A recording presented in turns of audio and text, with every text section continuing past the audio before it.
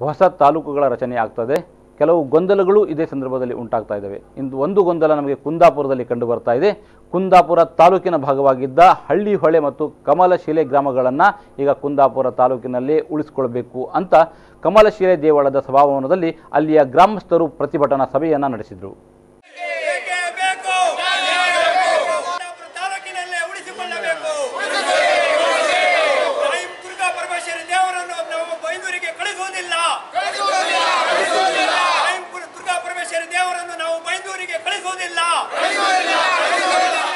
ಈ ಸಂದರ್ಭದಲ್ಲಿ ಮಾತನಾಡಿದ ಶಂಕರನಾರಾಯಣ ತಾಲೂಕು ಹೋರಾಟ ಸಮಿತಿಯ ಸಂಚಾಲಕ ಚಿಟ್ಟೆ ರಾಜಗೋಪಾಲ್ ಹೆಗಡೆ, ಬೈಂದೂರು ತಾಲೂಕನ್ನು ರಚನೆ ಮಾಡುವುದಕ್ಕೆ ನಮ್ಮ ಆಕ್ಷೇಪವಿಲ್ಲ.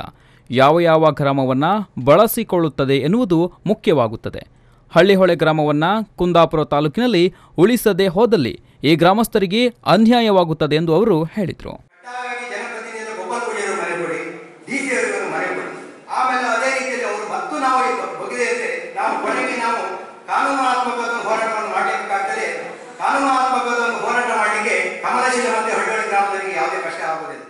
ಗ್ರಾಮಸ್ಥರ ಪರವಾಗಿ ಮಾತನಾಡಿದ ಶಂಕರನಾರಾಯಣ ಯಡಿಯಾಳರು, ಹಳ್ಳಿಹೊಳೆಯನ್ನ ಕುಂದಾಪುರ ತಾಲೂಕಿನಲ್ಲಿ ಉಳಿಸಿಕೊಳ್ಳಬೇಕೆಂದು ಜನಪ್ರತಿನಿಧಿಗಳಿಗೆ, ಅಧಿಕಾರಿಗಳಿಗೆ ಮನವಿಯನ್ನ ನೀಡಲಾಗಿದೆ.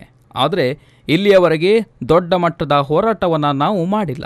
ಈಗ ಈ ಹೋರಾಟ ಕೊನೆಯ ಹಂತಕ್ಕೆ ಬಂದಿದ್ದು ದೊಡ್ಡ ಮಟ್ಟದ ಹೋರಾಟಕ್ಕೆ ಸಿದ್ಧಗೊಂಡಿದೆ ಎಂದು ಹೇಳಿದರು.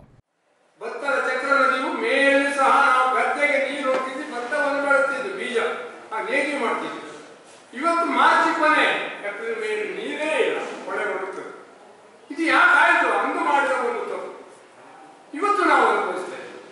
ಈಗ ನಾವು ಒಂದೊಂದಕ್ಕೆ ಬಂದಿದ್ದೇವೆ. ಸರ್ಕಾರ ಇರ್ಬೋದು, ಯಾರೇ ಇರ್ಬೋದು, ಅಥವಾ ನಮ್ಮ ಹಣೆಯಲ್ಲಿ ಬರೆದಿದ್ದಿರಬಹುದು. ಏನ್ ಬಂದಿದೆ? ಕುಂದಾಪುರ ತಾಲೂಕನ್ನು ಒಡೆದು 2 ತಾಲೂಕು.